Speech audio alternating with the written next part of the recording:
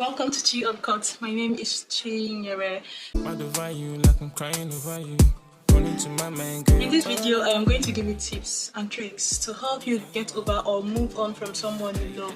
These are tips that have helped me tremendously, personally. So I hope they really help you. In short, I know they will help you for sure. So let's start. First of all, I think it is really important for you to take the time to cry over and mourn your relationship or mourn your experience with that person. Like, it is okay to cry. Think about everything you enjoyed in that relationship, and I hope you did enjoy some things.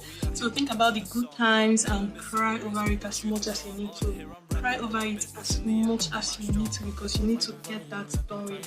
If you don't do this, there are going to be situations that will come up that will remind you again of why you miss so person or why you miss that situation, and it is going to make you sad again. The next thing to do right after this is to dwell on the negatives of that experience. When I mean dwell on it, I'm not talking about just think about it. Write it down. Write down every single way, every single time this person has made you feel like shit, this person has made you feel bad, made you sad, made you cry.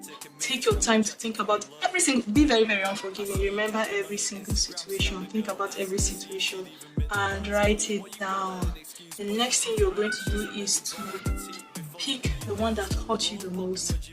Pick something about that person that hurt you the most and rename them. This is something I did. I had someone that hurt me, and it was from lying. Like, this person lied to me so much that I felt so like stupid, and it made me really like, the lies really used to like trigger me. That was like the most offensive thing about that relationship, was like the lies that this person said to me.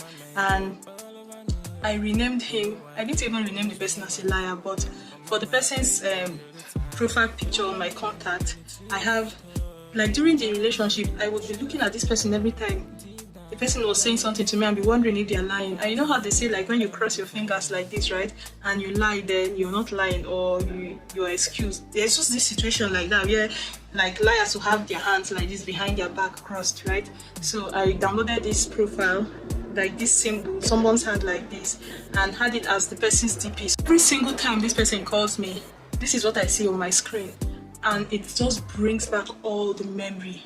And over the years, this has made me just not forget.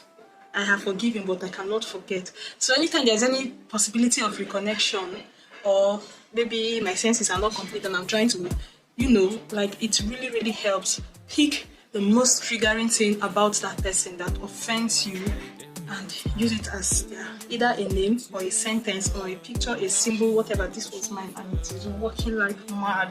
Every single time I see it, I remember exactly what used to like and how I used to feel. The next thing I would ask you to do is, like, get rid of sentimental things that remind you of the person. I wasn't about to get rid of things that are valuable to me because I am not, or I wanted to get rid of the person. But if you can afford to, that is fine. But things that had sentimental value or reminds me of that person, they had to go. Like, they had to go. You cannot have things triggering you into crying episodes or just making you like flash back on your time with that person and waste your time. When it's time to move on, you need to move on. Anything you're keeping from that person has to be something that has no sentimental value to you, that when you see, you would even forget where it came from. Like, seriously, those are the only type of things that you are allowed to keep. Apart from that, get rid of everything that reminds you of this person. That is really going to help. Not just thin, and like, try to stay away. If you can, stay away from people that remind you of this person too. I don't understand when people like break up and then you see friends with their friends. Somehow you still have to like run into them and hear about their updates, and before you know, you're stalking them. No. Get rid of that nonsense so that you can move forward and create space for new things. Something else that I've seen that makes people not to move on is their ego. The idea of being the loser, the one that was dumped, just because someone dumped you, makes it hurt the most than when you dump the person or another person. Please, swallow your ego and say, fine. Rejection is not, like, that rejection is protecting you from something else. So swallow your ego and let it go. Don't say, how can people say he left someone as pretty as me, someone as intelligent as me? I am like, what's this? How can somebody break up with me? Look at me. How can somebody break up with me? Look at me. That is, see, count your losses and swallow your ego and just move on. the best thing you can do for yourself is to not take that person back. That's the best thing you can do for someone that humiliated you. Do not take that person back. That's the best thing you can do for yourself. If you're going to go back to that situation because of what people will say and because your ego is making you feel like, no, you should have the upper hand, you're going to end up hurting yourself more. So swallow your pride, swallow your ego, and just move forward. Accept it that fine. I lost, it's fine. Move on. Next thing I'll say is that sometimes it is not easy to deal with this alone. If you need to ask for help, then please ask for help. Get your loved ones involved if you want to, if you can, maybe your family, your siblings, your friends. Let them know what you're going through if it's like difficult for you.